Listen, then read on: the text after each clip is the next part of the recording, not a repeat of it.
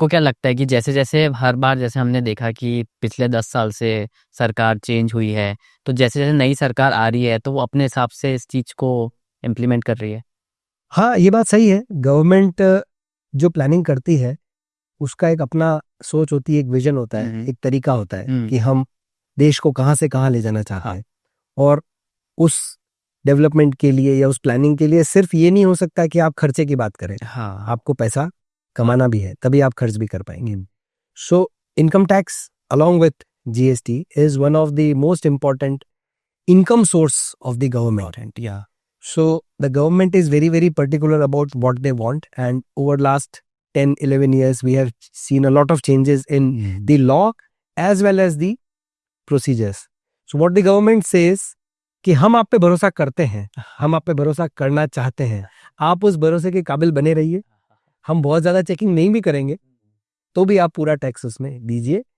हम कानून को सिंप्लीफाई करने की कोशिश कर रहे हैं ताकि आप बेहतर से बेहतर कंप्लायंस कर सकें, ये गवर्नमेंट का कहना है। तो जैसे कि हम इनकम टैक्स की जब बात करते हैं तो ITR फाइलिंग की भी बात आती है, तो थोड़ा सा हम उस पर्सपेक्टिव में बात करते हैं कि जब भी कोई एक इंडिविजुअल ITR फाइल करने जाता है तो उसको क्या क्या चीज़ें ध्यान में रखनी चाहिए?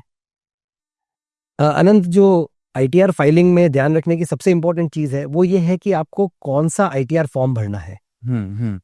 और इंडिविजुअल के लिए जो अभी स्कीम है उसके अंदर ITR फॉर्म 1, 2, 3 और 4 4 फॉर्म्स हैं।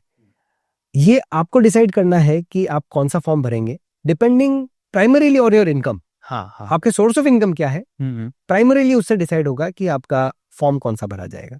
फॉर एग्जाम्पल, अगर आपकी इनकम सैलरी से है, हाउस प्रॉपर्टी मतलब मकान से, प्रॉपर्टी से आपकी इनकम है, आपकी इंटरेस्ट या ऐसी अदर सोर्स की इनकम है, तो आपको ITR 1 फॉर्म आप फाइल कर सकते हैं। लेकिन अगर आपकी बिजनेस इनकम आ गई तो आपको ITR 3 या 4 भरना पड़ेगा। अगर आपकी कैपिटल गेन की इनकम आ गई तो आपको ITR 2 भरना पड़ेगा। And not just income, the selection of form also depends on some other criterias.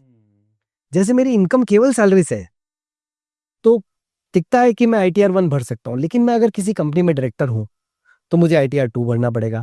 अगर मेरी इनकम 50 लाख से ऊपर है तो मुझे ITR 2 भरना पड़ेगा।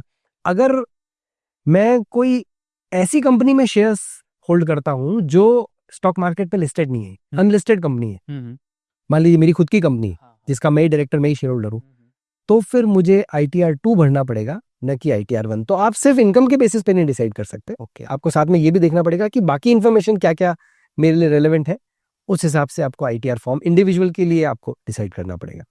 कंपनीज, पार्टनरशिप्स, LLPs, उनके लिए अलग से फॉर्म डिफाइंड है, जो कि 5, 6, चैरिटेबल ट्रस्ट के लिए ITR 7। इसके बेसिस पे हम लोग डिसाइड करते हैं कि कैसे हमको अपना फॉर्म सेलेक्ट करना है।